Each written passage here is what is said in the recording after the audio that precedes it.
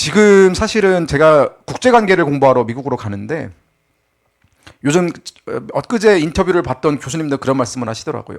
지금 국제관계를 배우러 오는 사람들이 가장 재밌을 거다.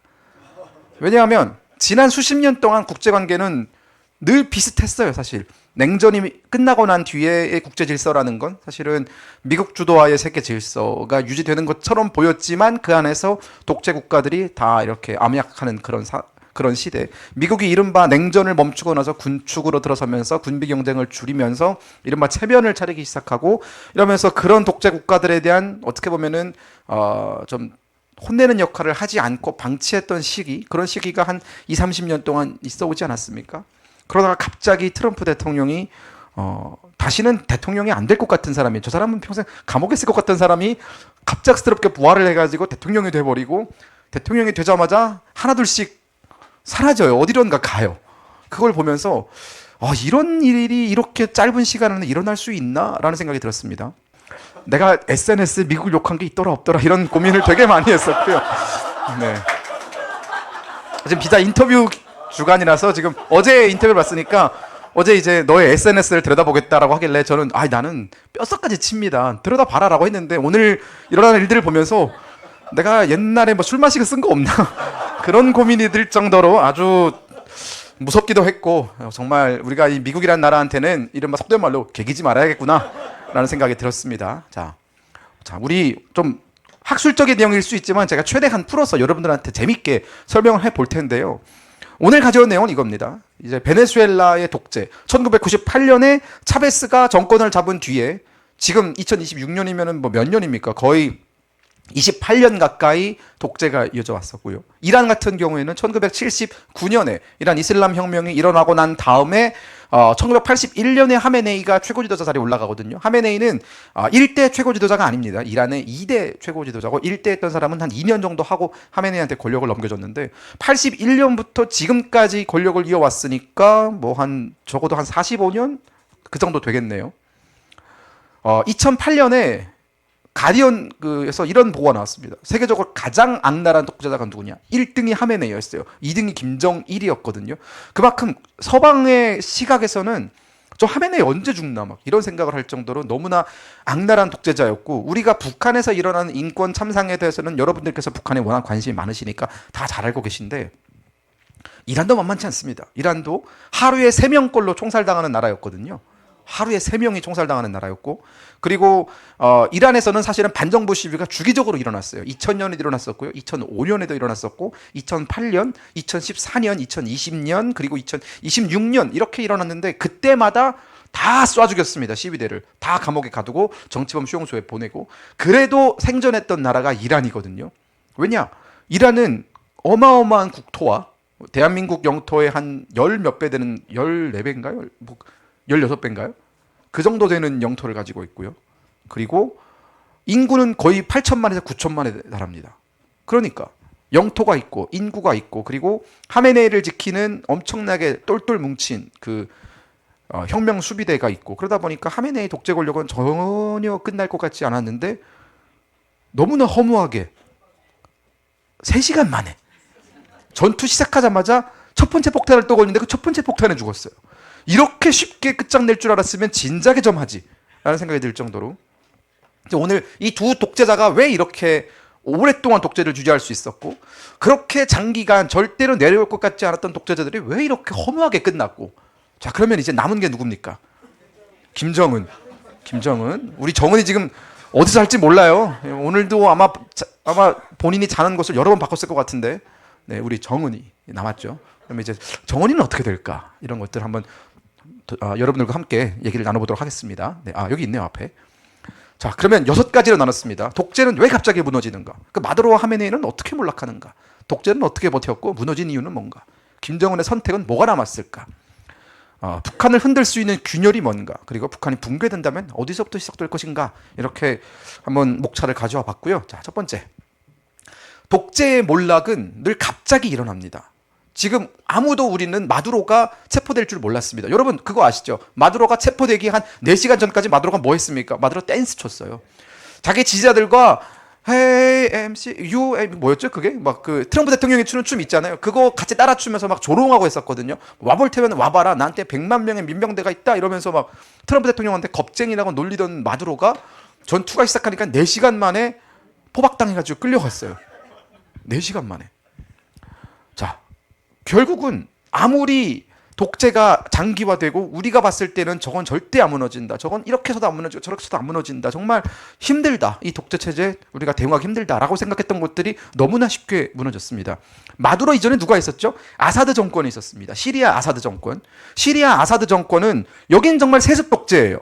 아사드가 원래 영국에서 유학한 의사 출신이거든요. 엘리트입니다. 상당한 엘리트인데 2001년쯤에 이제 자기 형이 좀 부실해서 아버지한테 형 말고 내가 시리아를 이끌겠습니다라고 해가지고 이제 아사드가 집권을 하거든요.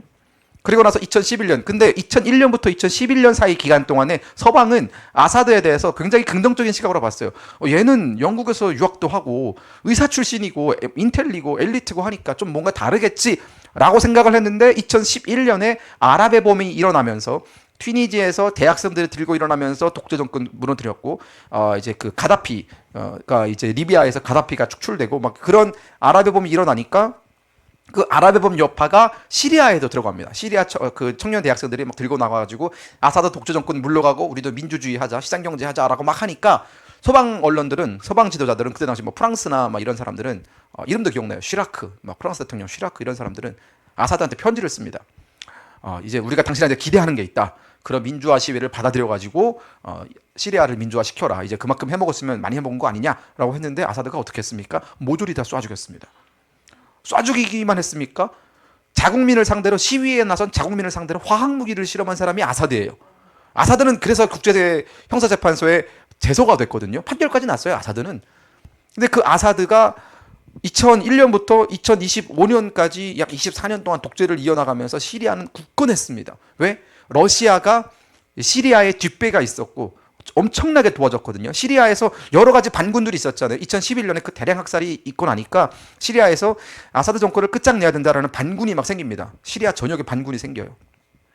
근데 그 반군을 막 시리아 정부군이 막 막는 게 너무 어렵습니다. 그러다 보니까 러시아한테 좀 도와달라고 해요. 그러니까 러시아가 스페츠나스라든가 이런 특수부대를 보내고 러시아 정규군을 보내가지고 아사드 정권을 철통까지 지켜줍니다. 심지어 시리아 안에는 러시아 공군기지도 있고 엄청나게 큰 공군기지예요. 러시아가 해외에 갖고 있는 공군기지 중에 가장 큰 공군기지를 가지고 있고 상시적으로 한 2만 명 정도의 러시아 병력이 항상 주둔하면서 아사드 정권을 지켜줬거든요. 그뿐만 아니라 이란도 아사드 정권을 지켜줬습니다. 아사드와 그러니까 시리아와 이란은 같은 시아파이기 때문에 둘 다 독재 국가이기 때문에 반미 진영의 핵심 거두들로서 이란이 시리아한테 엄청나게 많은 무상 원조를 해주고 지켜줍니다. 2016년에 IS 사태가 터졌을 때 시리아 정권 거의 디마스쿠스 그 수도까지도 잃을 뻔하거든요. 그때도 이란이 도와주고 러시아가 도와줘가지고 아사드는 끝끝내 정권을 유지합니다. 그리고 반군은 이 러시아로부터 엄청나게 두들겨 맞으면서 세력이 쪼그라들 대로 쪼그라듭니다. 지금 시리아 대통령을 하고 있는, 그러니까 대통령은 아니죠. 임시 지도자를 하고 있는 사람이 반군의 지도자고 그 사람이 옛날에는 시리아의 알카에다 조직을 이끌던 약간 테러리스트였는데 그 사람도 이제 자기가 이끄는 부대 숫자가 계속 줄어들고 하니까 2025년쯤에 마지막이다. 어차피 못 먹을 거 우리 진격하자. 이러면서 갑자기 막 수세를 하다가 그 전날까지 공격받고 있었거든요. 그 전날까지 막 정부군한테 탱크에 막 공격받고 숨어 다니다가 야 우리 언제까지 숨어 다닐 거냐 어차피 이렇게 되는 거 아사리판이다 그냥 우리 수도를 향해서 그냥 진격하자 이러고 방어에 동원했던 부대를 싹 다 진격합니다. 그냥 가자 이러고 수도로 막 돌격하기 시작해요. 어떻게 됐을까요? 이틀 만에 수도가 함락당합니다. 이틀 만에 수도가 함락당해요. 왜냐? 뒤에서 굳건하게 지켜주는 러시아가 도와줄 병력이 없는 거예요. 우리 어느 누구도 우크라이나 전쟁이 4년 동안 이어질 줄 몰랐습니다. 전 세계 군사력 2위라고 하는 러시아가 아니 여러분 보세요. 미국은 3시간 만에 죽이잖아요. 근데 2위인 푸틴은 아니 그 젤렌스키 하나 못 죽여가지고 지금 이러고 있는 거 아닙니까? 지금 몇 년 됐어요 지금. 그러니까 우리 아마 우크라이나 전쟁이 터졌을 때 100명의 전문가 중에 99명은 이거 한 일주일이면 간다라고 생각을 했는데 4년이 갔네요. 이러면서 러시아가 몇 명이 거기서 죽었다고요? 지금 150만 명이 죽거나 다쳤습니다. 러시아 병력 150만 명이 사라졌어요. 사라졌어요. 그러면 시리아에 배치됐던 그 정규군들 다 어디 갔을까요? 다 전쟁으로 끌려간 겁니다. 그러면서 군사 기지는 있는데 지킬 병력이 없어요. 그리고 무기들도 처음에 러시아가 에이 야 우리가 시리아에 둔 무기까지는 필요 없어라고 했습니다. 한 2023년쯤 되니까 시리아한테 야 무기 내놔. 우리가 준 무기 내놔. 이러면 다 가져왔습니다. 근데 반군은 사실 그런 상황을 잘 몰랐어요. 여전히 러시아가 허풍을 치면서 우리가 아사드 정권 지켜줄 거다 막 얘기하니까 그런가 보다. 사실 저도 그랬어요. 아, 러시아가 여전히 힘이 있어서 아사드 정권 지켜주겠지라고 했지만 반군이 진격하니까 이틀 만에 수도를 뺏기고 일주일 만에 아사드는 러시아로 망명했습니다. 그러면서 시리아 아사드 정권이 너무나 어이없게 무너졌어요. 이거는 반군이 인터뷰에서 했던 얘기인데 자기들도 몰랐대요. 막 진격하는데 아무도 자기들을 안 막더래요. 왜 안 막지라고 했더니 시리아 정규군이 막 반군에 쳐들어오니까 얘네 지금까지 반격이라는 걸 안 하던 애들이 막 쳐들어오니까 이건 대군이다. 이거는 미군이든 뭐든 뭐 터키든 엄청난 대군의 지원을 받고 오는 거니까 피하자 이러면서 다 뿔뿔이 흩어진 겁니다. 마치 홍해가 갈라지듯이. 거기 물론 이슬람이라서 적절한지 모르겠지만 그러면서 이제 반군 지도자가 갑자기 지도자가 됐어요. 근데 반군 지도자가 정말 머리가 좋습니다. 지도자가 되자마자 뭐부터 한 줄 아십니까? 트럼프 앞에 가서 90도로 인사복도 박습니다. 앞으로 형님으로 모시겠습니다. 트럼프가 우리가 언제부터 형님이었지? 이랬는데 내가 예전에 알카에다 했던 거 내가 진짜 진심으로 반성하고 사죄합니다. 근데 이제 이스라엘은 그거 안 믿죠. 이스라엘은 네가 아무리 미국에 가서 형님이라 그래도 난 너 안 믿어 이러면서 시리아를 막 폭격합니다. 아사드 정권의 군사기지들, 항구들 막 폭격합니다. 그럼 반군이었으니까 발끈할 거 아니에요. 모르는 척합니다. 이스라엘이 막 때려도 아유 때릴 수 있지. 아유 저거 어차피 시리아 정규군이잖아. 냅둬 이러면서 다 냅둡니다. 이스라엘도 한 보름 정도를 엄청나게 폭격을 하다가 아무런 반응을 안 하니까 왜 반응을 안 하지? 그래서 물어봤어요. 왜 반응을 안 하냐? 그랬더니 반군 지도자가 나는 우리 이스라엘과 더 잘 지내고 싶다. 그래서 이스라엘이 그래? 잘 지내자. 이렇게 돼서 지금 시리아는 완벽하게 친서방 세력으로 편입이 됐습니다.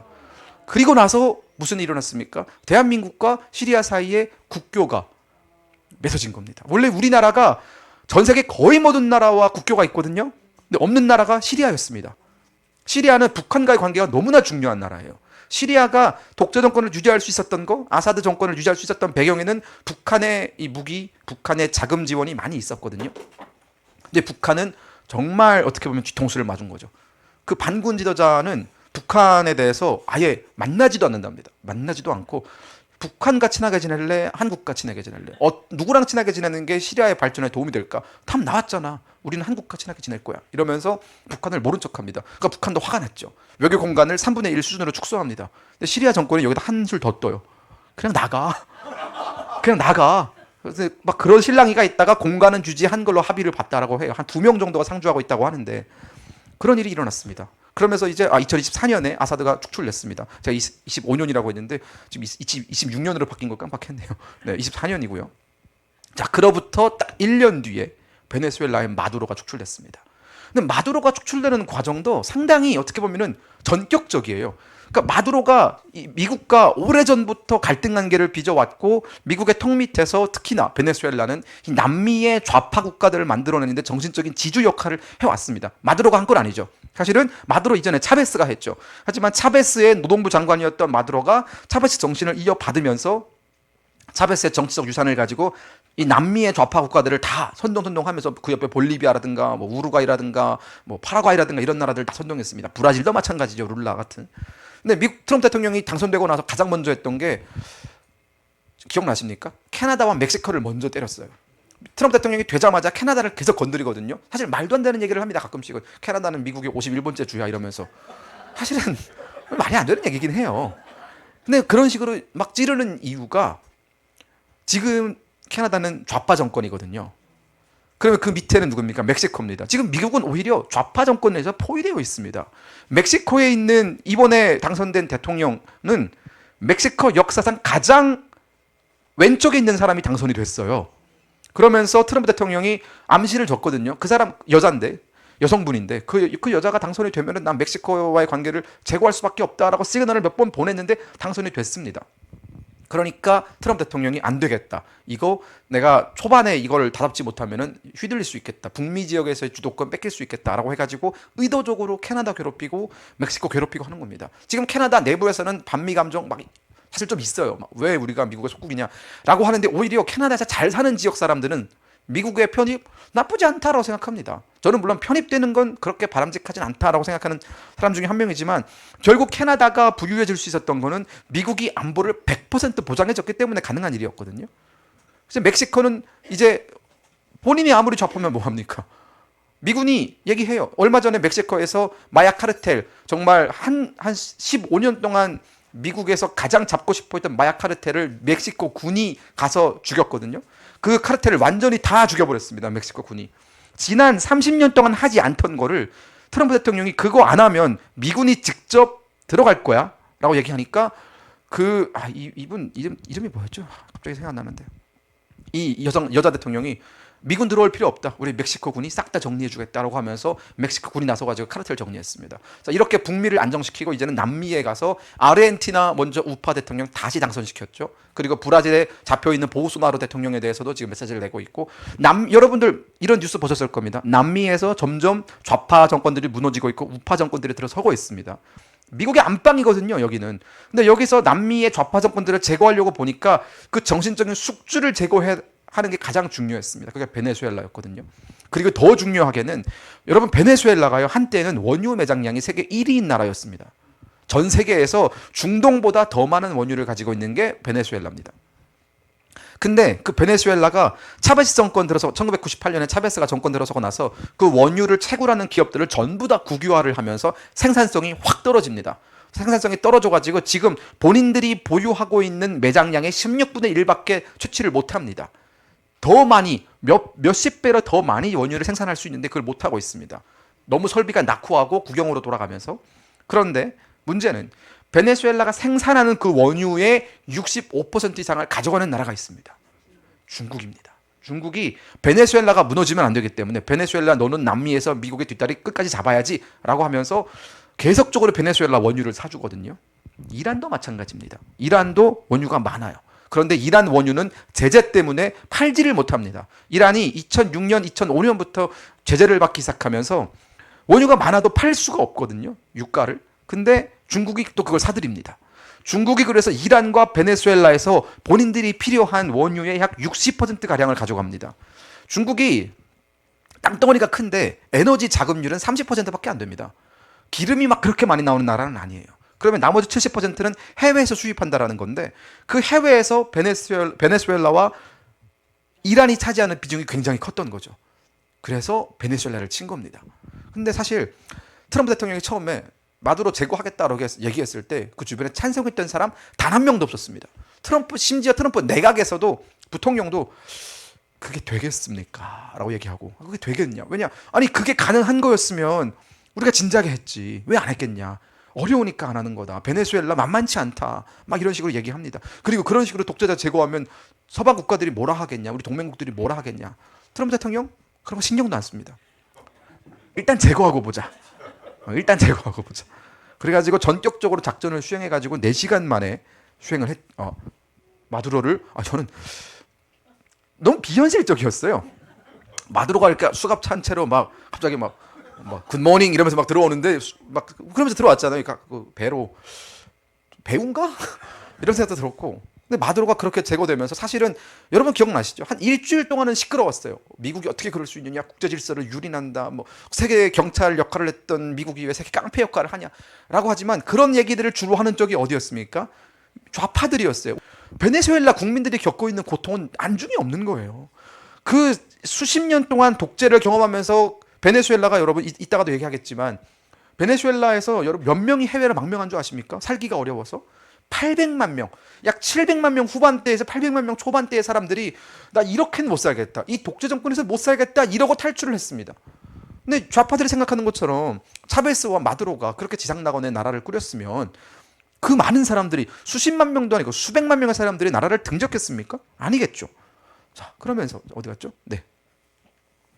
그렇게 이제 마두로가 나갔죠. 좀 더 자세한 얘기는 뒤에 더 많이 있으니까 좀 넘어가겠습니다. 그리고 이제 2026년 2월에 하메네이가 죽었습니다. 공습을 시작하자마자 첫 번째 폭탄에 죽었대요. 네. 그리고 이제 김정은 남았습니다. 자, 네. 독재의 몰락은 여러분 늘 갑자기 오는 겁니다. 자, 마두로 어떻게 버텼고 왜 무너졌냐? 마두로는 결국은 차베스는 베네수엘라가 생산하는 모든 석유를 다 국유화하고 그 국유화한 회사의 사장들은 다 자기 족속들을 앉혔습니다. 그러면서 수입을 전부 다 본인의 수중으로 들어갔죠. 그리고 군부라든가 베네수엘라 군부라든가 민병대 그리고 정보기관을 장악해가지고 베네수엘라 국민에 대해서 엄청나게 탄압을 하기 시작합니다. 이번에 베네수엘라에서 야당 지도자들 중에 한 명이 이제 노벨 평화상을 받았는데, 그러니까 그 생각을 해보십시오. 노벨 평화상을 야당 지도자가 받았다는 건 그 사람이 얼마나 많은 탄압을 받았다라는 거예요. 거의 진짜 막 고문하고 잡아다 고문하고 가족들 고문하고 막 추방시키고 엄청나게 괴롭히면서 마두로 차베스 정권이 유지를 했습니다. 그리고 이 항상 이런 독재 국가들이 저렇게 활기치도록 그런 환경에 조성된 가장 큰 이유는 중국과 러시아 때문이에요. 옛날에 이런 말이 있었잖아요. 전 세계의 모든 비극의 뒤에는 영국이 있대더라. 뭐 이런 얘기가 있었습니다. 어디서 지역 분쟁이 나고 민족 간의 갈등이 발생하고 막 이러면 이거 왜 발생했지? 거슬러 올라가 보면 영국이 있어요. 늘 항상 영국이 식민지 했다가 빠져나갈 때 되게 애매하게 빠져나가가지고 사실은 중동의 지도도 그렇고 아프리카의 지도도 그렇고 다 직선으로 되어 있는 이유가 있거든요. 그런데 요즘에 드는 얘기는 요즘 국제사회에서 늘 문제가 되는 나라들의 뒤에는 중국과 러시아가 있다라는 얘기였습니다. 그러니까 중국과 러시아가 후원을 늘 해주니까 마두로는 나의 이 방패는 영원할 거다라고 생각을 한 겁니다.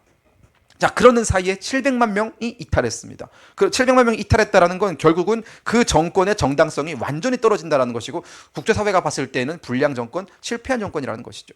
경제 완전히 망했습니다. 경제를 전혀 다룰 줄 모르는 사람들에 의해서 경제가 이루어지고, 그리고 정말 무분별한 복지 정책을 차베스 정권 때 막 시행을 하면서 엄청나게 많은 돈을 풀다 보니까 인플레이션이 올라가지고 1400배 가까이 인플레이션이 올랐습니다. 1400배는 조금 안정적인 거예요. 어떤 때는 거의 뭐 24만 %까지 올라가가지고 아메리카노 한 잔 사 먹으려면 여러분 그 돈을 두 자루를 가지고 와야지 아메리카노 한 잔을 사 먹을 수 있었던 게 바로 베네수엘라의 상황이었습니다. 그때가 약 24만 % 정도 올라갔을 때거든요. 나라가 실패했죠. 지금도 베네수엘라에 가면은 베네수엘라 돈은 통용되지 않습니다. 베네수엘라의 비공식 화폐는 달러입니다. 이거 어디랑 비슷하지 않나요? 이거 북한이랑 되게 비슷해요. 자, 안보. 러시아와 중국이 다 지켜주겠지. 이러다 보니까 안보를 소홀히 했습니다. 그러다 보니까 이렇게 겉으로 봤을 때 독재는 되게 무너질 것 같지 않고, 야, 저 중국과 러시아 옆에 있고 돈도 많고 자기를 결사옹위하는 호위 세력들이 있고 안 무너지겠다라고 했는데 개입하니까 결국 미국이 맘먹고 개입하니까 3시간 만에 아무리 강해 보였던 독재도 이렇게 무너진다라는 겁니다. 지금 이런 것들이 주는 교훈이 되게 많아요. 나중에 얘기를 하겠지만, 자, 하메네이 베네수엘라 일하는 비교 자체가 안 됩니다. 거의 초등학생과 어른이에요. 일하는 어른입니다. 어른. 왜냐? 이란은 아까 말씀드린 것처럼 자원도 있고 영토도 있고 그리고 이란은 역사가 있습니다. 옛날에 우리는 페르시아였어. 한때 유라시아를 휩쓸었던 페르시아의 민족의 후예야라는 그런 자부심이 엄청나가지고 이란 사람들도 상당히 그런 그러니까 지역 강국에 대한 그 욕심이 좀 있거든요. 자, 종교 권위, 최고 지도자.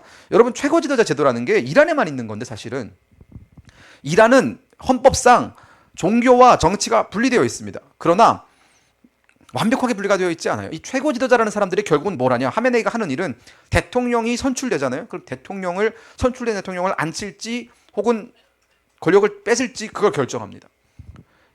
의회에서 법안이 만들어지면 그게 통과가 되는 게 아니라 하메네이 앞으로 옵니다. 이 법안이 의회에서 통과가 됐는데 이거 할까요 말까요? 하메네이한테 다 물어봐야 되는 겁니다. 결국 일본의 천황 같은 그런 정신적인 지주가 아니라 실질적인 최고 지도자가 하메네이였고, 결국 그 하메네이가 그런 권력을 가질 수 있었던 건 이란이 이슬람 혁명이라는 걸 통해서 신정체제로 들어갔기 때문에, 그 전에는 팔레비 왕조였다가 왕조에서 신정체제로 넘어가면서 결국은 이런 굉장히 기형적인 구조가 만들어진 겁니다. 종교의 권위가 워낙 강하다 보니까 이 하메네이 주변에 충성하는 사람들, 이 혁명 수비대, 이것도 굉장히 구조가 기형적이에요. 혁명 수비대 하면 이란의 정규군 아니냐라고 생각을 하는데 이란은 정규군이 따로 있습니다. 이란은 정규군이 약 30만 명 정도 되는 정규군이 있고요. 그리고 15만 명의 혁명 수비대가 따로 존재합니다. 이 혁명 수비대의 역할은 딱 하나입니다. 하메네이 지키는 거예요. 하메네이 지키는 거. 하메네이 후위 부대가 15만 명이나 됩니다. 그런데 이 15만 명이 어떤 권력을 가지고 있냐? 단순히 후위 부대가 아니에요. 일단 첫 번째, 이란의 모든 이권을 가지고 있습니다. 이란에서 여러분들이 카페 하나 차리려고 해도 혁명 수비대의 결재가 있어야 됩니다. 내가 이란에서 택시 하나 만들고 싶어도 혁명 수비대 결재가 있어야 돼요. 모든 시장과 이권을 장악하고 있는 게 혁명 수비대였다. 그리고 이 혁명수비대는 가장 고급진 무기들을 가지고 있습니다. 그리고 각종 탄도미사일이라든가 잠수함이라든가 어떻게 보면 정규군이 가지고 있어야 되는 무기들을 다 혁명수비대가 가지고 있습니다. 나한테 충성하는 사람들한테 자리를 나눠주는 제도인 거죠. 하메네이는 8천만 명이 나한테 충성할 필요는 없다. 요 중에 한 100만 명만 나한테 충성하면 이 제도를 유지할 수 있다라고 본 겁니다.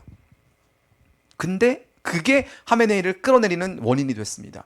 혁명수비대가 지나치게 과도한 권력을 가지고 지나치게 과도한 이권을 가지고 너무나 그걸 남용하면서 이권 개입이 심화되니까 하메네이의 전통적인 지지층의 역할을 했던 이란의 소상공인들이 들고 일어난 겁니다.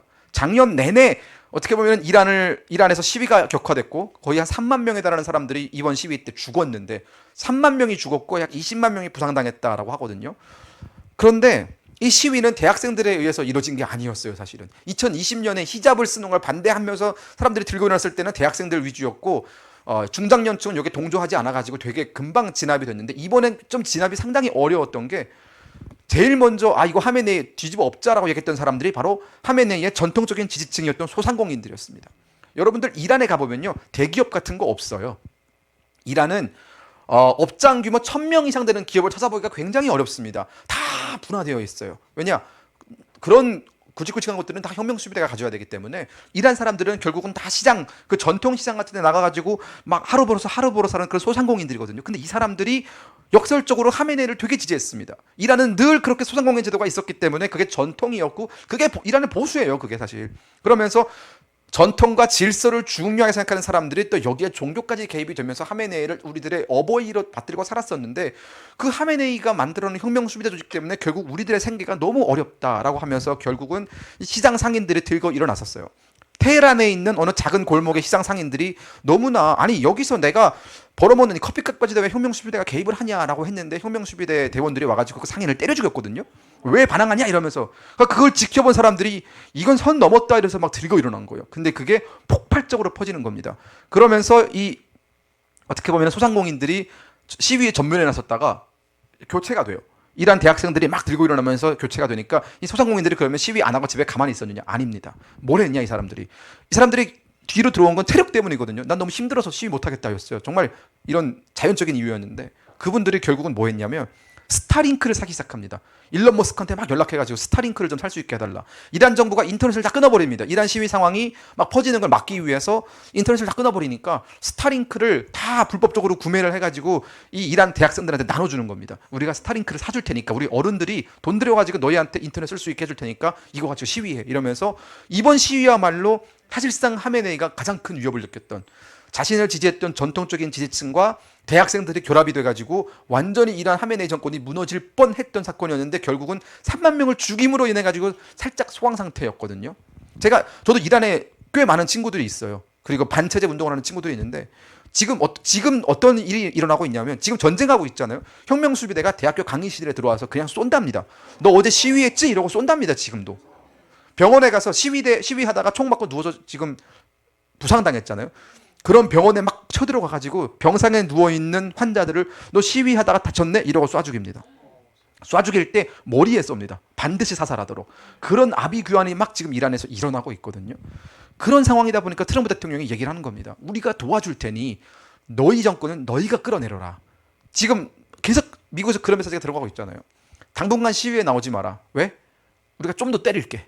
우리가 좀 더 폭격을 할 테니까 그동안은 집에서 방공호에서 안전하게 있어라. 하지만 우리의 폭격이 끝난 다음에 이란 정권을 뒤집는 것, 이 레짐 체인지를 하는 건 미국이 아니다. 너희들 스스로 자유를 찾기 위해서 거리로 나오고 그렇게 해야 된다라고 지금 얘기를 하고 있고 여러분들 영상 보셨는지 모르겠지만 이란도 만만치 않게 많은 수백만 명의 사람들이 이란을 탈출했거든요. 전 세계에 나가 있습니다. 오스트레일리아, 영국, 독일, 미국, 캐나다 엄청나게 많은 이란 그 난민들이 있는데 어느 한 곳의 커뮤니티를 빼지 않고 모든 커뮤니티가 지금 다 이란이 무너지면 우린 다 이란으로 들어가겠다라고 얘기하고 있습니다. 이란으로 들어가서 우리가 민주주의를 세우겠다. 그렇게 얘기하고 있습니다. 그리고 다행스럽게도 팔레비가 살아있잖아요. 정신적 지주 역할을 해줄 수 있는 그 팔레비가 미국에서 지속적으로 항전의 요구를 막 하고 있습니다. 그러면서 오늘도 제가 막 오기 전에 막 인스타 보면은 이란의 항전을 막 촉구하는 그런 시위들이 막 일어나고 있어요. 일주일 전에 이건 제가 잘 아는 최후민 기자라고 매일신문의 기자가 있는데 어떤 영상을 찍어서 제가 봤습니다. 방송에서. 우리 그 서울의 모초에서 공간에서 우리나라에도 이제 이란 난민들 유학생들이 많이 있거든요. 파티를 하는 거예요. 드디어 독재자가 죽었다 이러면서 막 엄청나게 흥겨운 파티를 하고 우리도 막 언젠가 이란에 들어가서 민주주의 세우겠다 이런 걸 보면서 아 이란도 이제는 그 수십 년간 무너질 것 같지 않았던 저 극악무도한 독재 체제 신정 체제도 무너졌구나라는 생각이 들었던 거죠. 네. 결국은 이 마두로와 하메네이가 독재를 버틴 방식과 무너지는 거는 똑같습니다. 부를 장악하고 권력을 장악하고 사람들을 감시하고 괴롭히고 죽이고 공포를 심어놓는 방식으로 합니다. 그리고 항상 중국과 러시아에 기대서 이런 것들을 해왔습니다. 그런데 결국은 무너지죠. 북한 뭐 저거는 사실은 뭐 핵 없으면 끝난다는 뭐 중요한 내용은 아닙니다. 여기서. 자 그러면 이번에 이란 사태가 발발했을 때 중국은 왜 안 도왔을까? 중국은 왜 안 도왔을까? 러시아는 왜 안 도왔을까? 러시아와 이란의 관계는 정말 가깝거든요. 북한과 러시아 관계보다 이란과 러시아 관계가 더 가깝습니다. 중국은 말할 것도 없죠. 중국은 에너지가 걸려있는 문제이기 때문에. 근데 우리가 이번 사태에서 깨달은 건 뭐냐? 저는 감히 이번 사태를 그렇게 부릅니다. 자유민주주의에 의한 패권전쟁이라고 부르거든요. 저는. 자 여러분 생각을 해보십시오. 자유민주주의 진영에 서 있는 사람들은 늘 이런 압박을 받아왔습니다. 전쟁을 해서는 안 된다. 누구를 침략하는 건 나쁜 일이다. 뭐 패권을 추구해서는 안 된다. 근데 국제법을 준수해야 된다. 이런 압박들을 많이 받습니다. 미국한테 막 얘기하잖아요. 왜 국제법 안 지키냐. 아니 근데 여러분 역으로 생각하면 아니 이란이 언제 국제법을 지킨 적이 있습니까? 중국이 언제 국제법 지킨 적 있습니까? 국제법 지켰으면 홍콩이나 신장 위구르에서 그런 인권 탄압을 하겠습니까? 북한이 국제법을 지킨 적 있습니까? 북한이 미국한테 왜 국제법 안 지키냐 그래요. 이번에 하메네이 죽인 거 놓고 왜 국제법을 위반하고 유린하고 막 천인공노할 뭐 어쩌고 했답니다. 웃기고 있네. 국제법 잘 지키는 양반들이 그렇게 남 재산을 도둑질합니까? 북한이 여러분 비트코인 보유량 세계 3위예요. 세계 3위. 채굴 했을까요? 정당하게 벌었을까요? 그냥 도둑질한 거 아닙니까? 도둑질. 마약 유통, 북한 이 마약 유통 얼마나 많이 합니까? 불법 무기, 밀매 얼마나 많이 합니까? 그런 나라들이 독재 국가들이 오히려 이 국제법이라는 굉장히 유명무실해진 그 수단 뒤에 숨어서 자유민주 국가들을 압박하고 여러분 이스라엘이 자기의 나라를 지키기 위해 전쟁을 할 때 벌떼같이 달려들어가지고 심지어 유럽에 있는 선진 국가들도 왜 국제법을 지키냐고 막 갈굽니다. 그 정도 정신으로 지금 우크라이나를 유린하고 있는 러시아한테 뭐라 했으면 우크라이나가 훨씬 더 잘 싸울 수 있었을 텐데 그렇게 자유민주주의 국가들은 보이지 않는 압박들을 막 받고 있었는데 그걸 깨부순 사람이 바로 트럼프 대통령입니다. 그리고 이번에 드러난 건 독재 국가들 사이의 이 연대라는 거 러시아와 중국 뭐 우리가 언론에서 뭐 북중로 연합 뭐 이런 거 쓰잖아요. 그 실제 셋 나라 별로 사이 안 좋아요. 별로 안 친해요 사실 생각보다. 북한 사람들도 싫어합니다. 떼놈이라 그래요. 떼놈. 중국 사람들 보고. 왜 떼놈이라고 하는 줄 아십니까? 안 씻어서. 네. 북한 사람들이 불렀다는 거예요. 제가 아니라 또 오해하지 마시고요. 우리 언론인 분들. 네. 아무튼 북한 사람들도 굉장히 중국을 싫어합니다. 지금 결국은 우리가 알 수 있는 건 저 독재 국가들 막 허장성세하고 막 세 보이고 뭐 하면은 막 우리가 가만히 있지 않겠다. 뭐 반미 진영이 뭐 결집해가지고 막 의지를 보여주겠다. 아무것도 못 보여주고 있어요. 그냥 말만 하고 있는 겁니다. 북한도 심지어 북한 주민들이 볼 수 있는 노동신문을 싣지 않았어요. 자, 여러분 생각해 보십시오. 노동신문에 이란의 하메네이가 미군의 폭격으로 죽었대라는 글이 실리면 북한 사람들이 뭐라고 생각할까요? 그러니까 노동신문에 그걸 또 못 실어요. 조선중앙통신 외부로 나가는 방송에만 이 미국 어떻게 그럴 수 있냐고 왜 국제법안 지키냐고 막 이렇게 얘기하면서 그렇게 얘기하는데 또 트럼프 대통령 이름은 또 쏙 빼놓고 얘기해요. 그러니까 이제 알리바이 하는 거죠. 나 한번 욕했다. 중국한테 나 이란을 미국이 친 거에 대해서 나 한번 욕했다. 그러니까 봐줘. 약간 이런 식으로 굉장히 비겁해지고 있다는 겁니다. 네. 자, 그럼 김정은. 자, 우리 중요한 얘기 해야죠, 이제부터. 자, 김정은은 그러면 같은 길을 걷고 있나? 이게 김정은은 좀 다릅니다. 이란 같은 경우에는 결국은 미국이 하메네이를 축출한 이유는 두 가지죠. 첫 번째, 시위대 학살하지 말아라. 두 번째, 핵무기 포기해라. 근데 핵무기를 끝까지 포기를 안 했습니다. 이란이 고농축 우라니움을 한 70% 가까이 끌어올렸어요. 이게 90%로 가면은 핵무기를 만들 수 있는 핵물질이 됩니다. 70%까지 끌어올렸어요. 그런데 국제사회는 그걸 20%까지 낮춰라라고 얘기합니다. 20%까지 낮추면 뭘 할 수 있냐? 핵 잠수함까지를 만들 수 있어요. 핵 연료 잠수함까지를 만들 수 있습니다. 지금 프랑스나 우리나라가 시도하고 있는 게 고농축 우라늄을 20%까지 농축해가지고 만드는 핵 연료로 쓰는 거거든요. 근데 지금 이란이 그걸 60%, 65%, 70%까지 끌어올리니까 결국은 70%가 한계였던 거예요. 하지 말아라, 하지 말아라고 했는데 계속하고 이란이 북한의 길을 따라가니까 결국은 미국이 친 겁니다. 지금 미국이 공격하고 있는 것들을 봐도 이란의 핵시설들을 막 때리고 있거든요. 근데 여기 여담으로 하나만 더 말씀을 드리면 저는 참 시기가 굉장히 오묘하다라는 생각이 드는 게 이란이 어느 때보다 약해진 시점입니다. 지금이. 이란이 사실은 그 지역 걸프 지역에서 엄청난 맹주거든요. 혁명 수비대 전력이 엄청 짱짱합니다. 저 전력이 사실은. 그리고 본인들 나라만 지키는 게 아니라 이란인들 했던 건 대리전을 통해서 이란 영토 밖에서 이란의 임무를 수행하는 그런 대리전 세력들을 키워가지고 이스라엘 괴롭히고 중동에서 패권을 유지했던 거거든요. 가장 첫 번째가 뭡니까? 헤즈볼라. 레바논에는 헤즈볼라라는 세력이 있습니다. 레바논 남부를 거의 장악하고 있거든요. 레바논의 수도가 베이루트인데 베이루트 정도만 레바논 정부가 관할하고 있고 사실상 레바논의 남부는 다 헤즈볼라라는 무장 세력이 군벌처럼 군림하고 있습니다. 얘네가 뭐 하고 있냐? 레바논 남부는 곧 이스라엘의 북부입니다. 그럼 이스라엘 북부에 대해서 레바논이 그 헤즈볼라가 지속적으로 압박을 넣으면서 이스라엘을 괴롭히는 역할을 했던 것이고 2006년에 실제 헤즈볼라와 이스라엘 사이에 전쟁이 벌어졌었는데 놀랍게도 이스라엘이 패해요. 여기서. 그만큼 헤즈볼라가 셌습니다. 이 헤즈볼라가 약 한 20만 명 정도 됐어요. 병력 숫자만.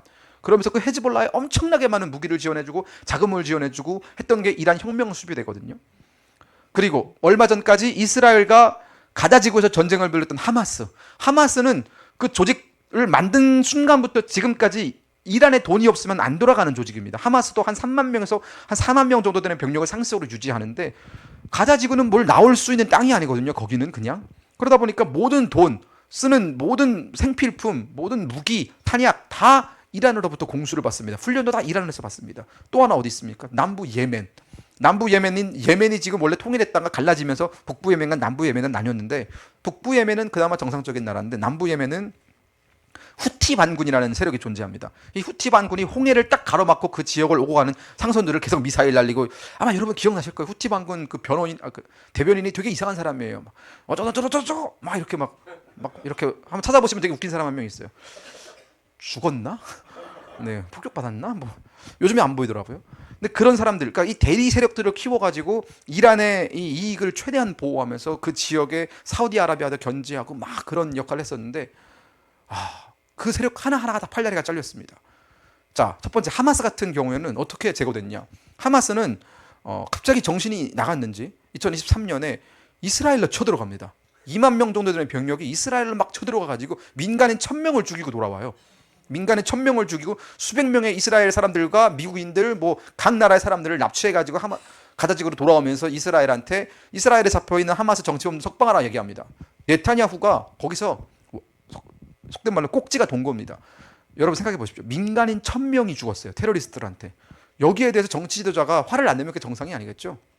그래가지고 전쟁이 일어났습니다. 처음에는 하마스와 이스라엘 간의 전쟁은 여러 번 일어났기 때문에 대충 폭격 몇 번 하다가 나가겠지라고 생각했는데 그게 아니었습니다. 건물 하나하나, 방 하나하나 뒤지면서 이스라엘 군인들이 완전히 미쳐가지고, 좋은 의미예요. 완전히 화가 나가지고 건물 하나하나를 폭삭시켰거든요. 저 건물에서 하마스 군인들이 저항을 한다 이러면 비행기 한 대가 와가지고 폭탄 10개를 떨굽니다. 원래 한 개만 떨고도 그 건물이 무너져요. 근데 10개를 떨굽니다. 다 죽어라 이러면서. 그래서 하마스가 완전히 전멸했습니다. 가자 지구가 지금 완벽하게 전멸당했거든요. 그렇게 해서 이란이 가장 애지중지 키웠던 반군 세력 중에 하나가 형체도 없이 사라졌습니다. 그런 와중에 두 번째, 시리아가 갑자기 이스라엘과 미국한테 형님 이러면서 돌아섰습니다. 그러면서 참 시리아가 똑똑해요. 시리아 안에 있던 이란 기지들을 슬쩍 먹어버립니다. 이란이 기지들을 많이 만들었었거든요. 슬쩍 본인들이 먹고 우리 땅인데 왜 나가? 그래서 이란이 다 철수했습니다. 거기서. 심지어 지금 러시아한테도 나가 이러고 있습니다. 제가 아까 말씀드렸죠.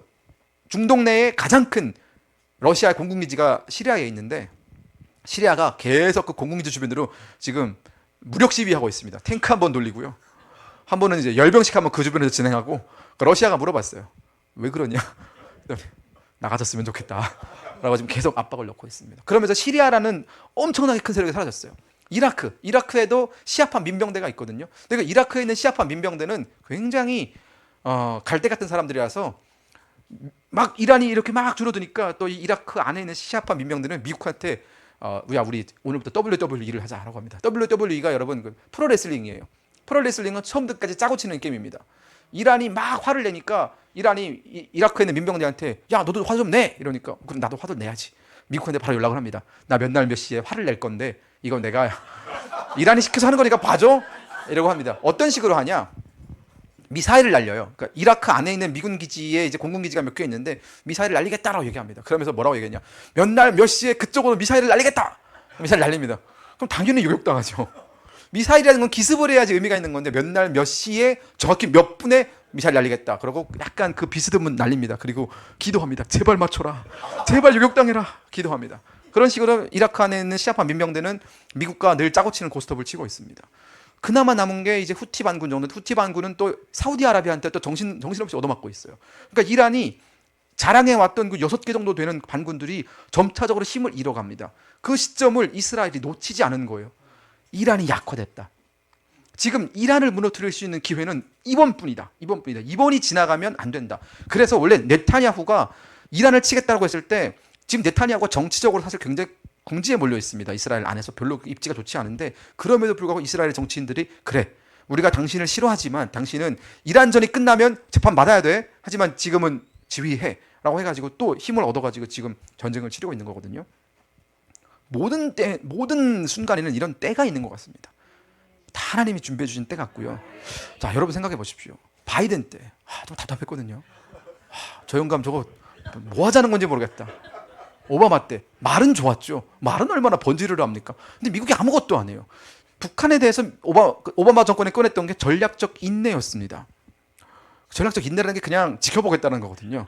그게 뭐 전략적이라는 단어 붙일 필요가 없잖아요. 그냥 모른 척 하겠다라는 건데. 그러면서 북한의 핵무기를 키워와서 결국은 트럼프 대통령으로 바뀌면서 2017년에 북한 때린다 만다 그런 사태가 있었던 건데. 이제 김정은 다시 돌아오겠습니다. 자, 이제 김정은 장기 독재하고 있고 반미를 체제 정당성에 활용하고 있죠. 인권 탄압하고 있습니다. 똑같아요. 다 똑같습니다. 그리고 악의 축 이라크는 뭐 아주 오래전에 미국한테 굴복을 했고 이란 이번에 제거가 됐습니다. 부시 대통령이 얘기했던 악의 축 중에 세 나라 북한, 이란, 이라크 중에 이 두 나라가 제일 먼저 사라졌습니다. 남은 건 이제 북한뿐이에요. 북한뿐. 뭐 어떤 사람들은 심지어 우리 약간 좌파 성향을 띠는 그 분석가들도 이런 말을 하더라고요. 에이 북한 아니다. 쿠바다. 이러면서 최대한 관심을 쿠바로 옮겨가려고 하는데 쿠바는 뭐 이렇게까지 할 필요가 없어요. 쿠바는 그냥 전기만 끊으면 제가 쿠바를 무시하는 게 아니라 쿠바가 에너지를 얻는 게 다 베네수엘라산이거든요. 대신 베네수엘라 기름을 누가 가지고 있습니까? 미국이 가지고 있어요. 지금 쿠바는 하루에 정전이 16시간 된답니다. 거기 그냥 알아서 무너져요. 거기 그냥 좀 물 떠놓고 기도하면 됩니다. 네, 그런 상황이고 지금 북한이 남았거든요. 자, 어떻게 될 것인가? 자, 북한도 비슷해요. 요즘 북로 군사 밀착 엄청나게 하고 있죠. 그리고 지금 이란이 자기들이 공격받으니까 막 아랍에미레이트도 치고 막 카타르에도 미사일 날리고 뭐 5만 대 다 미사일 날리면서 사방을 적으로 만들고 있습니다. 북한도 마찬가지죠. 만약 많은 전문가들이 이런 얘기를 해요. 우리가 북한을 치면 북한이 서울도 불바다로 만들고 도쿄도 불바다로 만들 거 아니냐. 그래서 안 된다. 북한 치는 거 이거 군사적 옵션에 넣어서 안 된다라고 얘기합니다. 그러면서 뭐 이런 얘기도 하죠. 아니 그래도 베네수엘라와 이란은 기름 있지 않냐. 석유가 있으니까 트럼프 대통령이 그 석유라는 전략적 자산 때문에 들어간 건데 북한은 그런 거 없지 않냐. 북한은 그런 거 없기 때문에 어느 정도 쇼부를 보면서 관리하는 차원으로 가지 않겠냐라고 얘기를 합니다. 그리고 이 생각을 김정은도 똑같이 해요. 사실은. 자, 그러면서 김정은이 도발을 자제하기 시작했습니다. 성명을 냈는데 옛날에는 뭐 트럼프, 미치광이 정작 우리 뭐 이재명이라든가 이런 사람들한테도 막 욕하잖아요. 막 듣기 거북한 욕을 막 합니다. 근데 이번에 성명에는 다 빠져 있어요. 누구를 욕하는 건지 모르겠어요.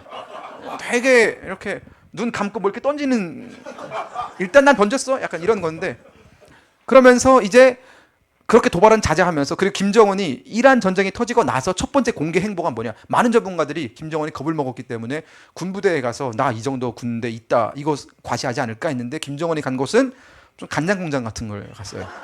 시멘트 공장을 갔습니다.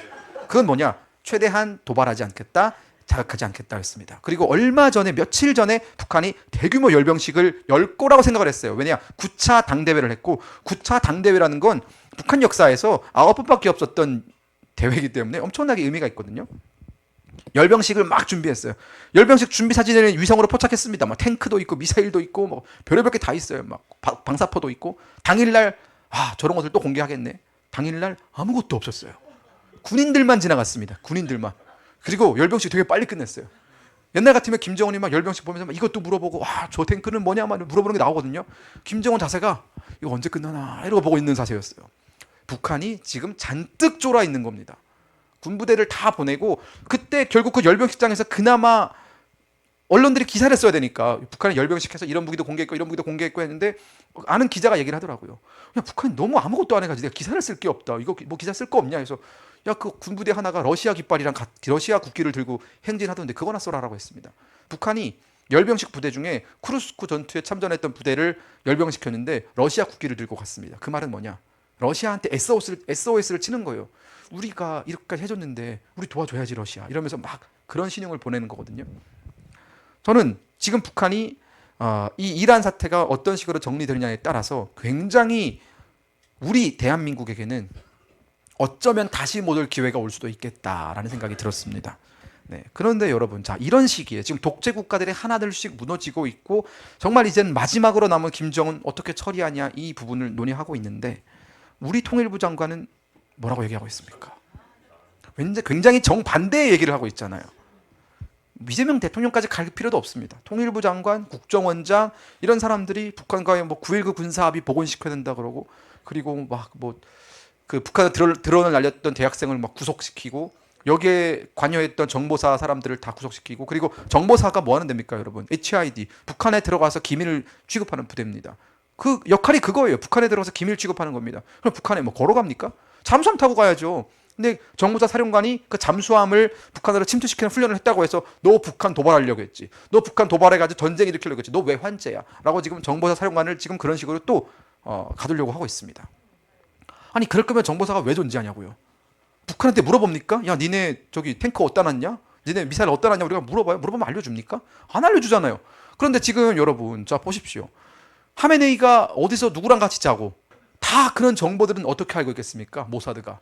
이런 휴민트들을 동원해서 속속들이 정말 20년, 30년의 시간을 들여가지고 이스라엘이 관리하는 휴민트는요 20년, 30년을 투자합니다. 심지어 이란에서 태어난 사람도 섭외해가지고 본인들의 간첩으로 만듭니다.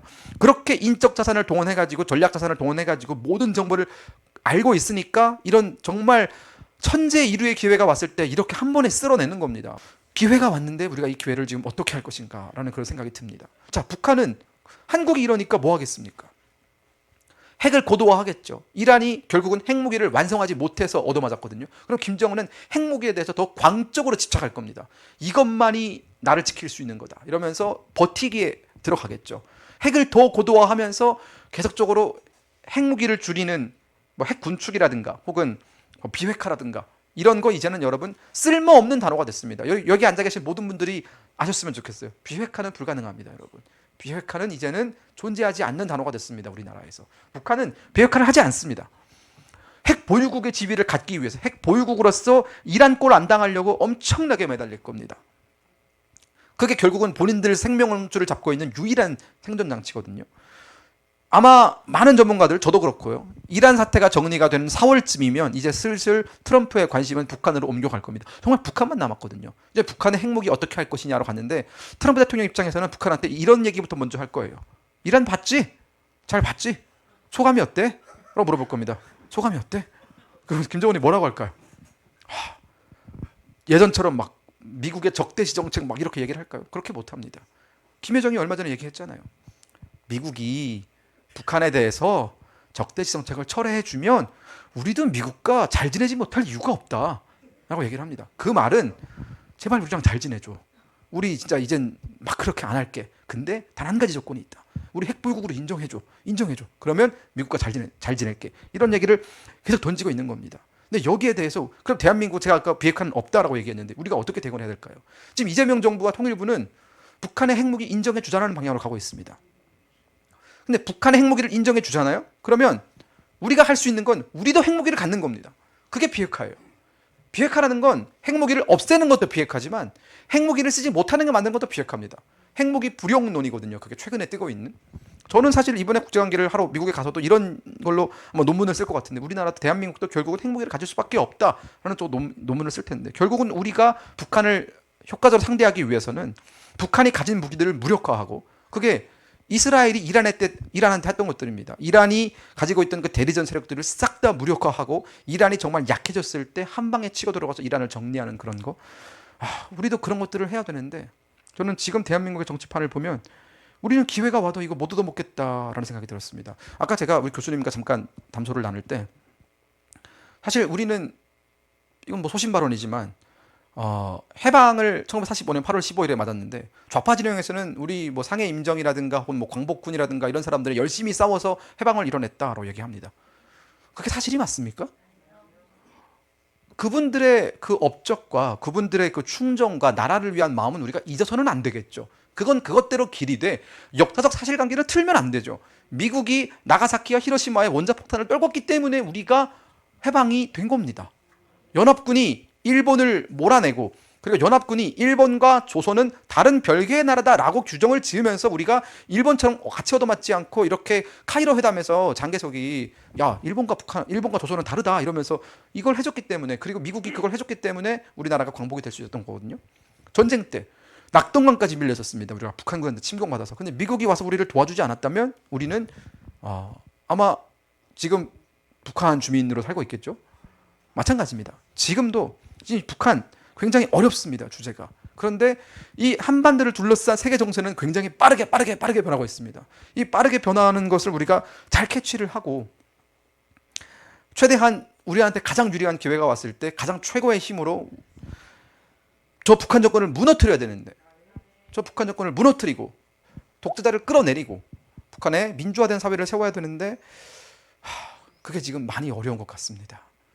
그럼 이렇게 비관적인 얘기만 할 거냐? 저는 우리의 역할이 중요하다라는 생각이 듭니다. 이럴 때 저는 정말 우리가 정신을 똑바로 차리고 있어야 된다라는 생각이 듭니다.